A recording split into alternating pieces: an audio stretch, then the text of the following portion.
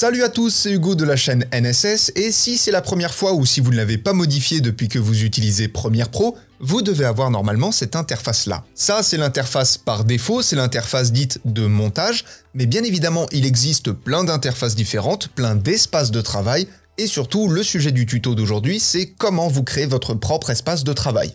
Je vais vous montrer un petit peu comment se déplacent les panneaux, comment les enregistrer. Bref, à la fin de cette vidéo, vous saurez tout et vous pourrez vous créer votre espace de travail tranquillement. La première chose, c'est que en haut à droite, juste ici, vous avez un bouton espace de travail qui va vous permettre de retrouver tous les espaces de travail, que ce soit ceux par défaut dans le logiciel ou ceux que vous avez créés. Donc comme vous le voyez, vous en avez énormément. Ça va de la formation, donc vraiment si c'est la toute première fois que vous touchez au logiciel, comme moi au tout début, je suis passé par là pour apprendre un petit peu les bases, ou alors donc comme je vous l'ai dit, le panneau montage, ou encore d'autres espaces de travail comme ceux que j'ai créés, voire même un espace où vous avez tous les panneaux. C'est pas forcément utile, voire même avoir tous ces espaces de travail différents, c'est pas utile, c'est beaucoup plus intéressant quand vous avez vos propres espaces de travail. Alors comme vous le voyez dans les tutos d'habitude, vous connaissez mon espace de travail par prédilection, c'est celui-ci, mais bien évidemment, quand je dois faire des stories, j'ai un espace de travail personnalisé. Alors là, pour le coup, la séquence n'est pas bonne, il aurait fallu une séquence à la verticale, mais comme vous le voyez dans le panneau programme, la vidéo va prendre donc tout le panneau à la verticale vu que c'est une story,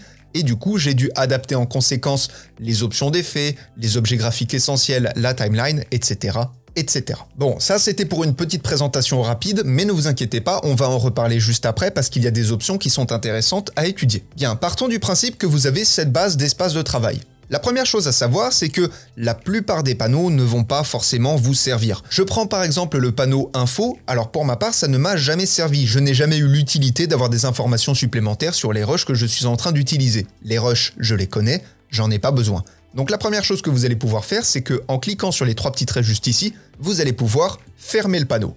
Et donc à ce moment-là, il a tout simplement disparu de votre espace de travail. A l'inverse, si vous voulez rajouter des panneaux, en haut de votre écran, vous avez l'onglet Fenêtres qui contient tous les panneaux du logiciel. Et donc là, en l'occurrence, on a notre panneau Info. Et si vous voulez le retrouver, vous cliquez dessus et bien évidemment, il est de retour. Jusque-là, c'est très simple. Bon, ça, c'est pour ajouter ou supprimer des panneaux. Ok, très bien. Mais alors du coup, comment est-ce qu'on fait pour les déplacer? Pour les déplacer, vous avez techniquement 4 manières de faire. La première, que je ne vous conseille pas, c'est encore une fois en recliquant sur les petits traits, cliquez sur désancrer le panneau. Je ne le vous conseille pas, pourquoi? Tout simplement parce que ça va devenir un panneau à part entière qui va se balader et personnellement je suis pas fan de l'idée. Donc ça pour le coup je ne le vous conseille pas. Les 3 autres manières de faire sont les suivantes. Imaginons que je veux déplacer mon panneau effet juste au-dessus. Je vais commencer par faire un clic enfoncé sur le mot effet et je vais pouvoir venir le déplacer.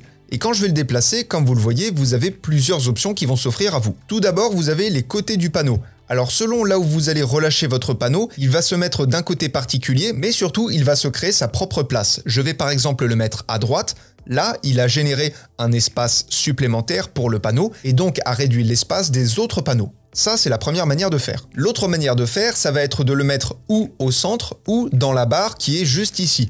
Alors globalement, la méthode est la même. La différence est juste que en choisissant de le mettre au milieu, le panneau va se mettre à la fin de la liste des panneaux déjà présents, donc il va se mettre tout à droite. Et de l'autre côté, si vous choisissez de le mettre en haut, vous allez techniquement pouvoir choisir son emplacement. Si je choisis par exemple de le mettre entre options d'effet et mixage des éléments, si je relâche mon clic, ça va le mettre effectivement entre options d'effet et mixage des éléments. Donc ça, c'est une manière un peu plus précise de choisir son emplacement. Et bien évidemment, si son emplacement vous déplaît, vous allez pouvoir à nouveau faire un clic enfoncé et le déplacer pour le mettre où vous souhaitez. Et enfin, la dernière manière de mettre un panneau, ça va être de le mettre aux extrémités du cadre. Par exemple, si je le mets tout à gauche, on va avoir cette barre verte qui va encore une fois venir créer un espace pour le panneau. Et si bien évidemment vous souhaitez modifier la taille, modifier l'emplacement de manière manuelle des différents panneaux, pour le coup, c'est exactement comme sur une fenêtre de votre ordinateur. Vous allez vous mettre sur les côtés et là, vous allez avoir le curseur qui va vous permettre de modifier la taille de votre panneau. Là, pour le coup, il n'y a rien de plus simple. Deux petites choses à noter que je trouve dommage, tout du moins que je trouve pas très pratique quand on veut personnaliser son espace de travail, c'est qu'on ne peut pas venir déplacer indépendamment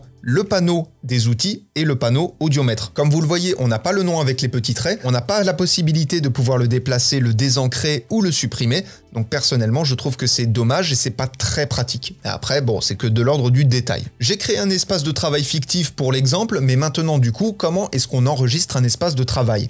Pour ça, c'est vraiment pas compliqué. Vous allez cliquer donc sur le bouton espace de travail et là vous allez sélectionner enregistrer en tant que nouvel espace de travail. Pour le coup, je vais nommer mon nouvel espace de travail tuto, j'appuie sur OK et si je change d'espace de travail, que je retourne sur montage par exemple, comme j'ai créé mon nouvel espace de travail sur le panneau montage, il m'a sauvegardé la disposition et si je veux retrouver la disposition initiale, je vais cliquer sur le bouton espace de travail et sélectionner rétablir la disposition enregistrée. Donc ça marche pour tous les panneaux. Et donc si je veux du coup retrouver le nouvel espace de travail que je viens de créer, je retourne dans espace de travail, juste là j'ai tuto, je le sélectionne et ça me remet ma toute nouvelle disposition qui est prête à être utilisée. Une dernière petite chose et on aura terminé, toujours dans l'espace de travail, juste ici vous avez modifié les espaces de travail. Avec cette fenêtre vous allez pouvoir faire du tri dans vos espaces de travail et notamment ici vous avez une case qui s'appelle ne pas afficher, donc vous avez juste à glisser déposer des espaces de travail pour ne plus les voir quand vous allez cliquer sur le bouton en haut à droite. C'est plutôt sympa pour faire du rangement, on y voit déjà un peu plus clair parce que comme je vous l'ai dit, on n'a pas besoin de tous les espaces de travail qui sont disponibles dans Premiere Pro. Voilà, maintenant vous connaissez tout ce qu'il faut savoir sur la modification des espaces de travail. Je vous laisserai vous créer votre propre disposition pour travailler dans les meilleures conditions et en attendant les prochains tutos, apprenez, utilisez et progressez dans vos montages. Je vous fais des bisous et à plus. Espace de travail.